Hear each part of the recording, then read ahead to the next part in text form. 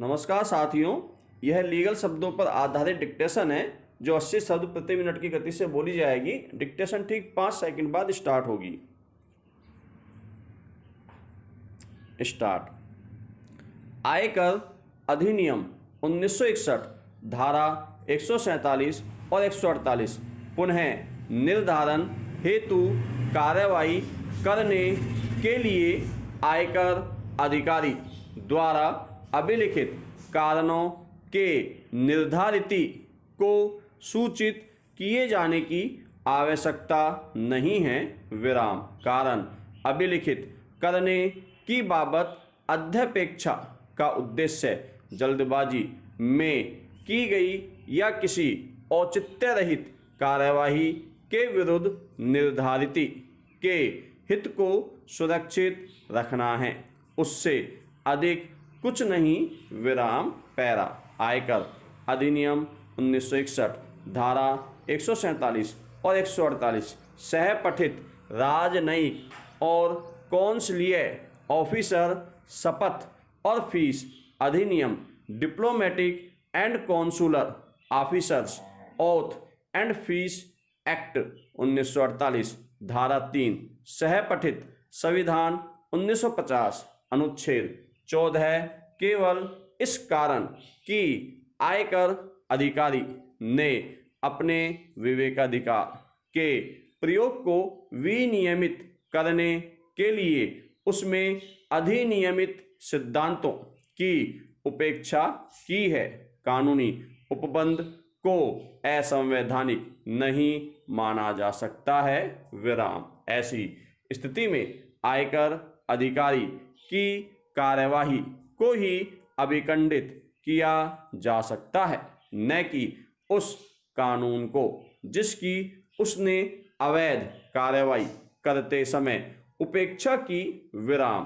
पश्चात कथित अधिनियम की धारा 3 द्वारा विधि के अनुसार दस्तावेज के यदि उसका उपयोग न्यायालय में साक्ष्य के रूप में किया जाना है, विराम, पेश किए जाने को छुट्टी नहीं दे दी गई है। विराम। अतः वह असंवैधानिक नहीं मानी जा सकती।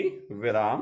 पैरा। भारतीय साक्ष्य अधिनियम 1872 धारा 3 साक्ष्य की परिभाषा सहपठित आयकर अधिनियम 1961 धारा 142 और 143 आयकर अधिकारी न केवल उक्त धारा 3 के अर्थांतर्गत तकनीकी रूप से साक्ष्य समझी जाने वाली सामग्री के आधार पर कार्रवाई करने के लिए सक्षम है, बल्कि वह अपने द्वारा संग्रहित किसी भी सामग्री के आधार पर ऐसा कर सकता है। विराम। पैरा।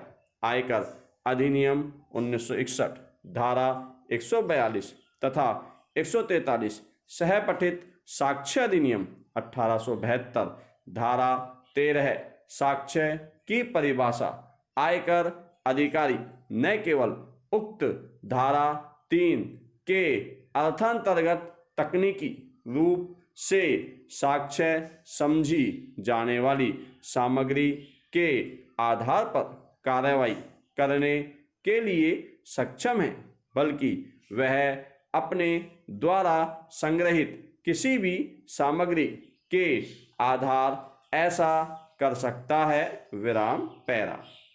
प्रशासनिक विधि नैसर्गिक न्याय का सिद्धांत। नैसर्गिक न्याय ऐसी कठोर और अनम्य संकल्पना नहीं है कि संबंधित व्यक्तियों को मूल दस्तावेज दर्शित किए ही जाने चाहिए। विराम। नैसर्गिक न्याय की अध्यपेक्षाएं मामले की परिस्थितियों, जांच की प्रकृति और उस कानून पर जिसके अधीन प्राधिकारी कार्य कर रहा है तथा विचाराधीन विषय वस्तु पर निर्भर करती है। विराम। धन्यवाद साथियों।